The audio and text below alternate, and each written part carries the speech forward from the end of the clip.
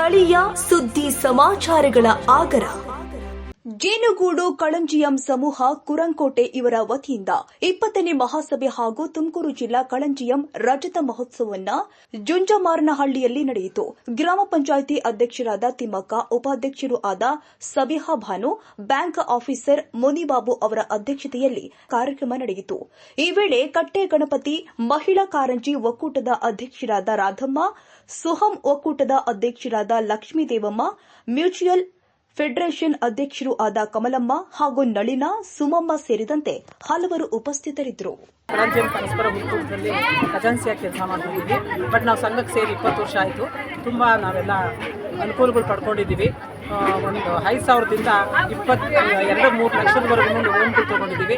ಮತ್ತು ಮಹಾಸಭಾ ಮಾಡ್ತಾಯಿದ್ವಿ. ಇದು 20ನೇ ವಾರ್ಷಿಕೋತ್ಸವ ಸಮಾರಂಭ. ಎಲ್ಲ ಕಡೆ ಹಳ್ಳಿಗಳಲ್ಲಿ ಮಹಾಸಭಾ ಮಾಡ್ತಾಯಿದ್ವಿ.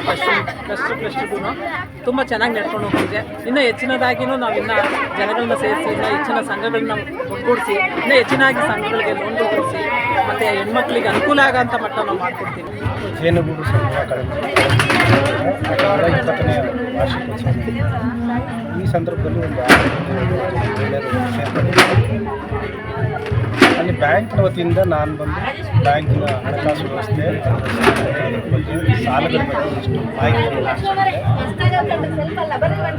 ಕೆಲವರಿಗೆ ಎಜುಕೇಷನ್ ಲೋನ್ಗಳಿಗೆಲ್ಲ ಜ್ಞಾನ ಬೇಕಾಗಿತ್ತು. ಅದು ಹೇಗೆ ಹೇಗೆ ಸಾಲ ಕೊಡ್ತಾರೆ, ಹೇಗೆ ತೀರಿಸಬೇಕು, ಹೇಗೆ ಪಡ್ಕೊಳ್ಬೇಕು ಇಂಥದ್ದೆಲ್ಲ ಸಂದೇಹಗಳನ್ನ ನಿವಾರಿಸಿದ್ರು.